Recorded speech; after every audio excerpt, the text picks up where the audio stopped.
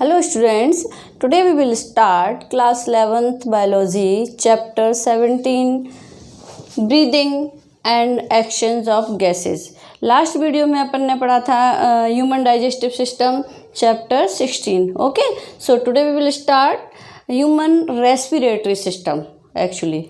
Okay, so very first अपन ये समझेंगे यहाँ पर कि breathing and exchange of gases का मीनिंग क्या है ना, या अपन ऐसे भी कह सकते हैं कि ब्रीदिंग की डेफिनेशन क्या है. वैसे तो सभी ब्रीदिंग में मतलब फैमिलियर हैं बर्ड से कि जो अपन डेली जो रेस्पिरेशन का प्रोसेस कर रहे हैं, रेस्पिरेशन और ब्रीदिंग को जनरली मतलब अपन लोकल उसमें देखें तो सब सेम ही मानते हैं, but it is very different. Okay, so breathing means external respiration. External respiration means that involve the intake of O2 from the surrounding medium and release CO2 into the same medium and no energy is produced. Means क्या हुआ breathing का कि breathing का process क्या है, very simple process है. इसमें ना कोई कंपाउंड ब्रेक डाउन हो रहा है,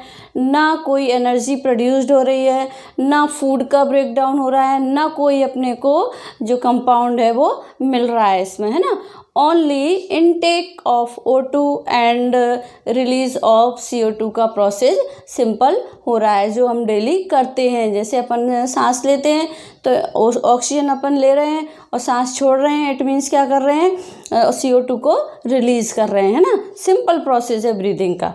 ठीक है, मैंने यहाँ पर लिखा है फेजेज ऑफ रेस्पिरेशन. वो मैंने इसीलिए लिखा है कि फेजेज ऑफ रेस्पिरेशन मीन्स कि इसमें अपन ब्रीदिंग एंड रेस्पिरेशन में डिफरेंस को समझेंगे कि क्या है. ब्रीदिंग मैंने आपको बता दिया है. अब now respiration. Respiration means respiration involve the intake of oxygen by tissue cells and oxidation of food materials to release energy and liberation of CO2 from the cells into the tissue fluid. Means कि मतलब कितने सारे process इसमें involve हो रहे हैं respiration में कि अपन इनटेक ऑफ ऑक्सीजन हो रहा है किसके थ्रू, बाय टिश्यू और सेल्स के through, and oxidation of food भी हो रहा है. मतलब जो फूड का ऑक्सीडेशन हो रहा है उसमें भी ऑक्सीजन इन्वॉल्व हो रही है. एंड इसका जो अपने को प्रोडक्ट क्या मिल रहा है, रिलीज एनर्जी, एंड प्रोडक्ट अपने को एनर्जी मिल रहा है इसमें. एंड लिबरेशन ऑफ CO2, इसके बाद जो मतलब इसमें एनर्जी रिलीज भी हो रही है और CO2 रिलीज हो रही है. ठीक है ना. कहाँ से हो रही है CO2 रिलीज, सेल्स के थ्रू.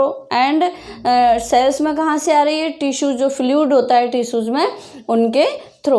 तो मतलब अपन ने जस्ट अपोजिट हो गया ना. इसमें अपोजिट तो नहीं कह सकते कि breathing means simple intake of O2 and release of CO2, and respiration means जिसमें फूड का भी ब्रेक डाउन हो रहा है जिससे एनर्जी रिलीज हो रही है, ऑक्सीडेशन भी हो रहा है फूड का जिसमें ऑक्सीजन यूज़ हो रही है ना. एंड जो क्या कहना चाहिए, रिलीज ऑफ CO2 भी हो रहा है किसके थ्रू, सेल्स के थ्रू. किसमें, टिश्यू फ्लूइड के उससे. ठीक है, तो अपना ये हो गया, बात हो गई रेस्पिरेशन एंड ब्रीदिंग की. ओके, ये तो अपन ने सिंपल दोनों की डेफिनेशन यहाँ पर पढ़ ली. अब अपने को देखना है कि रेस्पिरेटरी ऑर्गन्स. इसके पहले अपने को मेन तो अपने को इस चैप्टर में ह्यूमन रेस्पिरेशन को लेना है ना. रेस्पिरेटरी सिस्टम जो ह्यूमंस में मीन्स अपने अंदर जो रेस्पिरेटरी सिस्टम प्रेजेंट है कि मीन्स जो नोज़ प्रेजेंट है, नोज़ में जो पेयर ऑफ नॉस्ट्रिल्स प्रेजेंट होते हैं, पेयर ऑफ नॉस्ट्रिल्स होते हैं, इसके बाद नेजल कैविटी होती है. ये सब अपन बाद में डिस्कस करेंगे. बट पहले अपन जब ब्रीदिंग की बात कर रहे हैं और यहाँ अपन एनिमल्स को लेकर चल रहे हैं तो यहाँ अपन पहले थोड़ा सा जो लोअर एनिमल्स हैं उनकी अपन बात करते हैं कि उनमें रेस्पिरेशन के लिए कौन से रेस्पिरेटरी ऑर्गन्स प्रेजेंट होते हैं. फॉर एग्जांपल सबसे पहले अपन लेते हैं अर्थवॉर्म को. ठीक है ना. तो अर्थवॉर्म में थिक क्यूटिकल प्रेजेंट होती है जिसके थ्रू ये अपने जो है रेस्पिरेशन के प्रोसेस को कंप्लीट करते हैं. नेक्स्ट आता है ऑर्थोपोडा. ऑर्थोपोडा जितने भी होते हैं उनमें बुक लंग्स या ट्रैकियल सिस्टम प्रेजेंट होता है. जैसे कि आपको डायग्राम यहाँ शो हो रहा होगा ना, मैंने ट्रैकिया का डायग्राम बनाया है, ऐसी उनके अंदर भी एक ट्यूब लाइक स्ट्रक्चर होती है उसके थ्रू इन आर्थ्रोपोडाज में जो रेस्पिरेशन का जो है फंक्शन वो कंप्लीट करते हैं, इसीलिए उसको अपन बोलते हैं ट्रैकियल सिस्टम। ओके, नेक्स्ट आता है रेप्टाइल्स, बर्ड्स, मैमल्स, मतलब जितने भी ये टेरेस्ट्रियल हैं। ये तो अपन ने यहाँ पर आर्थ्रोपोडाज वगैरह की बात की, तो जो रेप्टाइल्स हैं, बर्ड्स हैं, मैमल्स हैं, ये मोस्टली टेरेस्ट्रियल होते हैं और इनमें रेस्पिरेशन के लिए लंग्स प्रेजेंट होते हैं, ठीक है ना। अब आता है एम्फीबियंस। एम्फीबियंस जब मैंने आपको क्लासिफिकेशन पढ़ाया था उस टाइम मैंने बोला था कि एम्फीबियंस जो हैं वो ड्यूअल लाइफ को कंटिन्यू करते हैं। ड्यूअल लाइफ मीन्स ये वाटर में भी प्रेजेंट होते हैं और टेरेस्ट्रियल भी होते हैं, मतलब दोनों जगह ये अपनी लाइफ को कंटिन्यू करते हैं। तो इसीलिए amphibians and fishes also, fishes में भी गिल्स प्रेजेंट होते हैं रेस्पिरेशन के लिए, है ना, मतलब ये इनका रेस्पिरेटरी ऑर्गन है।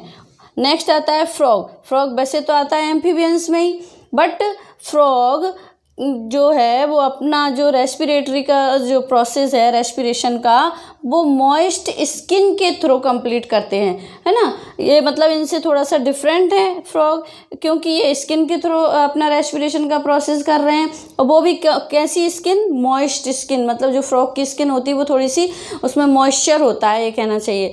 तो इस तरह का जब रेस्पिरेशन जिन भी एनिमल्स में होता है तो अपन उसको बोलते हैं क्यूटेनियस रेस्पिरेशन, है ना। स्किन के थ्रू जब भी रेस्पिरेशन कोई भी एनिमल्स करेंगे तो उस टाइप के दैट टाइप के रेस्पिरेशन को इट इज़ कॉल्ड या be called that cutaneous respiration. Okay, तो अब अपनी ये तो अपन ने बात कर ली लोअर एनिमल्स की, है ना।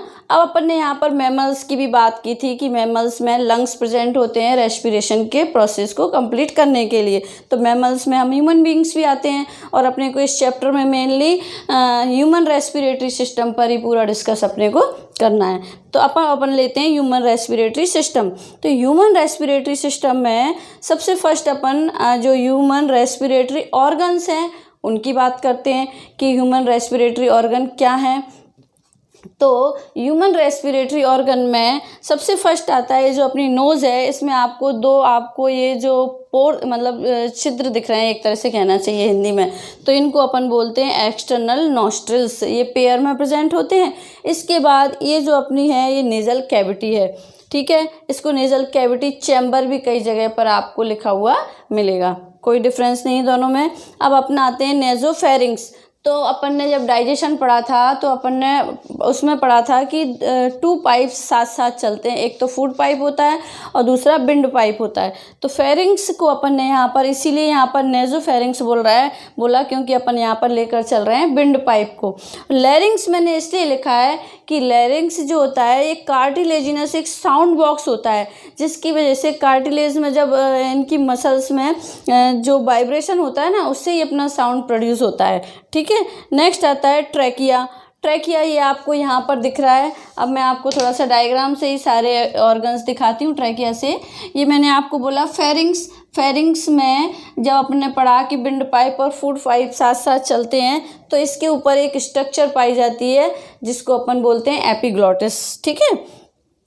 अब मैंने यहाँ मेंशन भी किया होगा, शायद नहीं किया है, आगे अपन पढ़ेंगे इसको डिटेल में।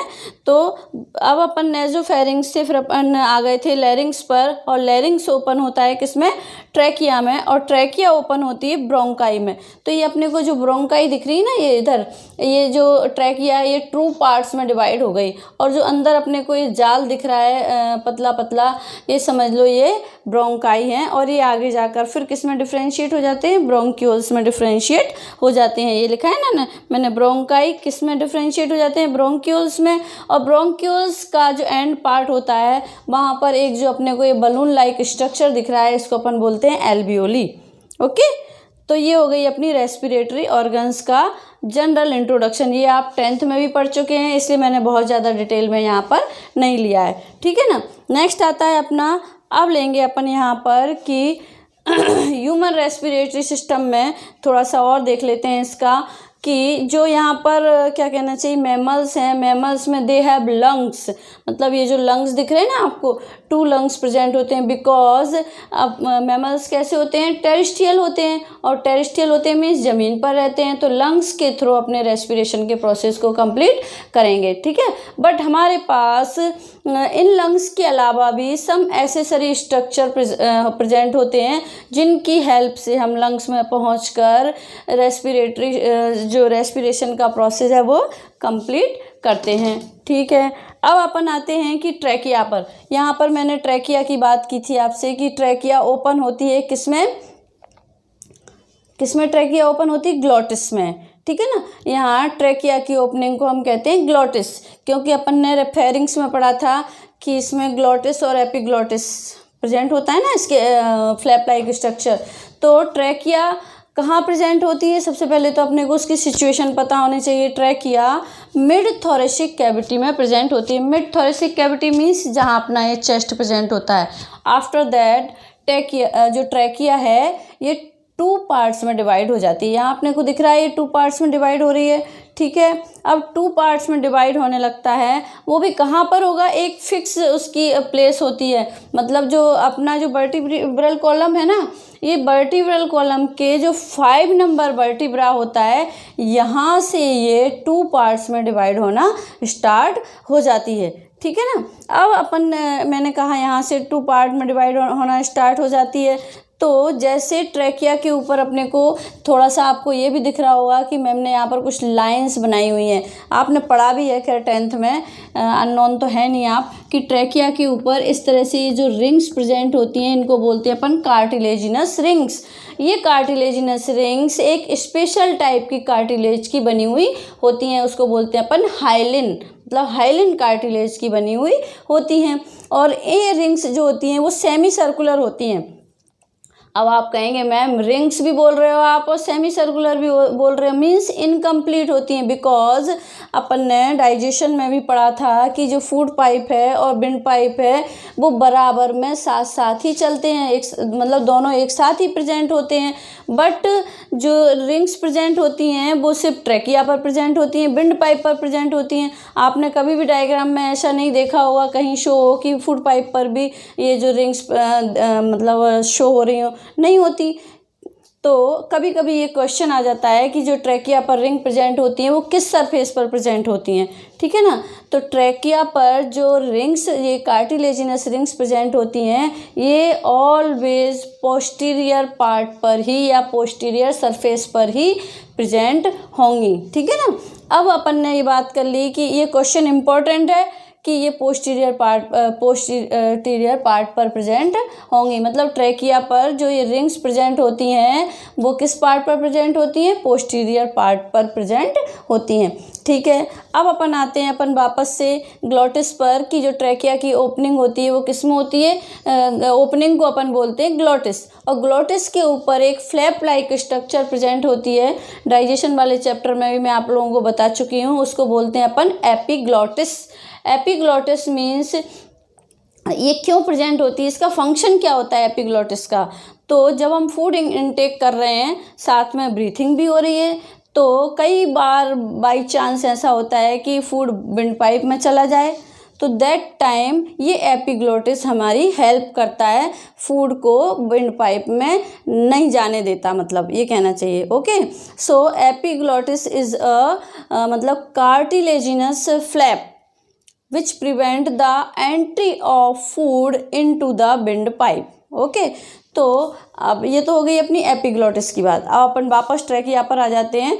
ट्रैकिया डिवाइड हो जाता है किस में, ब्रोंकाई में। ये अपने को दिख रहे हैं यहाँ पर ब्रोंकाई, मैंने लेबलिंग भी कर रखी है, ये ब्रोंकाई में, और ब्रोंकाई भी प्राइमरी, सेकेंडरी, टर्सरी ब्रोंकाई में डिफ्रेंशिएट हो जाता है। और लास्ट में जो टर्सरी ब्रोंकाई है वो इनिशियल ब्रोंक्यूल्स में डिफ्रेंशिएट हो जाता है। इनिशियल ब्रोंक्यूल्स में डिफ्रेंशिएट हो जाता है, तो आफ्टर सम टाइम ये ब्रोंक्यूल्स भी किसमें, प्राइमरी, सेकेंडरी, टर्सरी जो ब्रोंक्यूल्स हैं उसमें डिफ्रेंशिएट हो जाते हैं। और फाइनली अपन ये कह सकते हैं कि जो ये ब्रोंक्यूल्स का जो टर्मिनल एंड होता है, इस पर अपने को एक जो ये बलून लाइक स्ट्रक्चर दिख रही है, इसको अपन बोलते हैं एल्वियोली। ये एल्वियोली बलून लाइक स्ट्रक्चर होती है और यहीं पर अपना गैसियस एक्सचेंज का प्रोसेस मेनली कंप्लीट होता है। ठीक है ना। तो ये स्ट्रक्चर यहाँ तक आ गया। अब इस स्ट्रक्चर ये होता कहाँ है, ये लंग्स के अंदर प्रेजेंट होता है। ह्यूमन बींग्स में पेयर ऑफ लंग्स प्रेजेंट होता है। ये मैंने पेयर में लंग्स प्रेजेंट है यहाँ पर, ये मैंने आपको बता दिया। अब लंग्स जो होते हैं इनमें 2 मेम्ब्रेन्स प्रेजेंट होती हैं। यहाँ पर शो हो रही है first membrane and second membrane. In membrane को अपन कहते हैं प्लूरा मेम्ब्रेन या प्लूरल मेम्ब्रेन भी कई जगह पर इसको बोला जाता है। और इन दोनों मेम्ब्रेन्स के बीच में एक ये आपको फ्लूइड जैसा दिख रहा है, इस फ्लूइड को बोलते हैं अपन pleural fluid. Okay, pleural fluid होता है जो, तो प्लूरल फ्लूइड क्या करता है, इसका फंक्शन क्या होता है, ये मतलब इनको जो लंग्स होते हैं इनको कोलैप्स नहीं होने देता है ना, और क्या करता है, फ्रिक्शन को रिड्यूस करता है।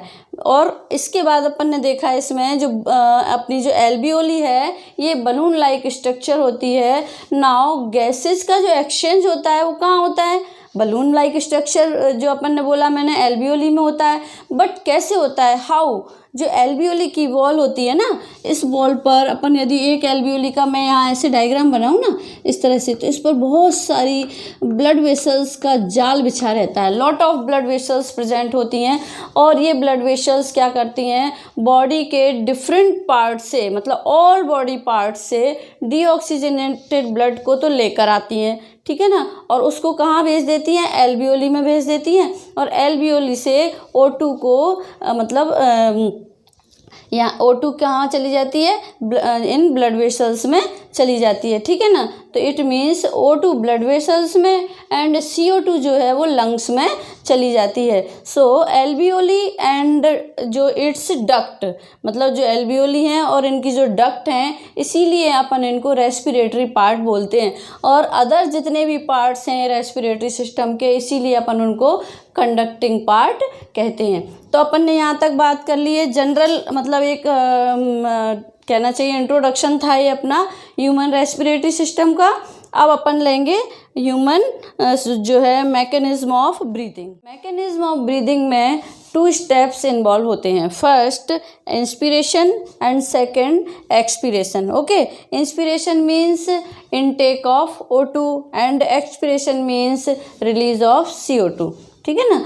तो मैकेनिज्म ऑफ ब्रीथिंग में अपन देखते हैं कि लंग्स के स्ट्रक्चर के बेस में एक क्या प्रेजेंट होता है, डायफ्राम प्रेजेंट होता है। ठीक है ना, ये जो डायफ्राम होता है इसका बहुत ज़्यादा मतलब इम्पोर्टेंट रोल होता है किसमें, रेस्पिरेशन के प्रोसेस में।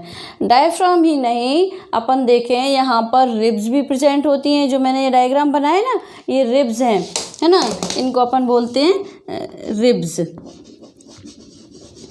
एंड सम स्पेशल मसल्स भी यहाँ पर प्रेजेंट होती हैं।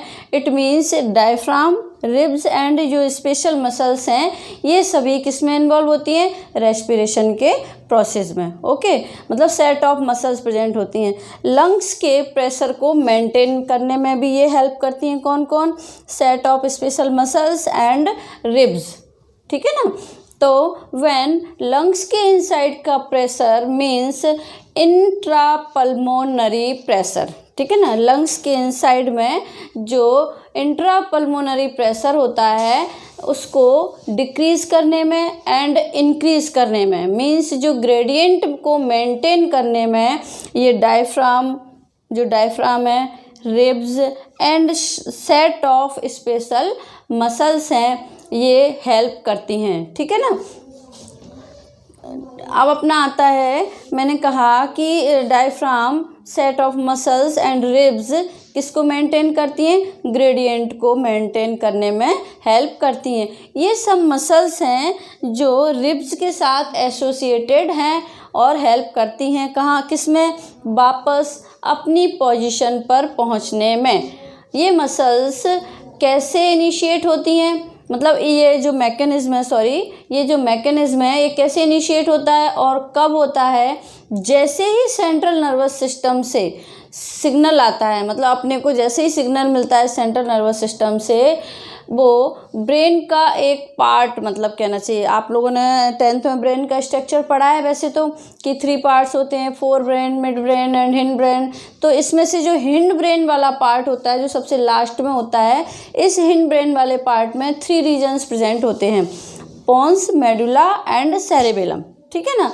जो कुछ हद तक, जिनमें से पोन्स एंड मेडुला है, वो कुछ हद तक रिस्पॉन्सिबल होते हैं रेस्पिरेटरी जो प्रोसेस है उसको कराने में, ठीक है ना। इसमें से जो मेडुला ऑब्लोंगेटा होता है वो रेस्पिरेटरी प्रोसेस को रेगुलेट करने में हेल्प करता है, कि जैसे ही सेंट्रल नर्वस सिस्टम से अपने को सिग्नल रिसीव्ड होता है, वैसे ही डोम शेप्ड जो डायफ्राम है वो उसमें कॉन्ट्रैक्शन स्टार्ट हो जाता है, और जैसे ही डायफ्राम में कॉन्ट्रैक्शन स्टार्ट होता है लंग्स का वॉल्यूम इंक्रीज हो जाता है।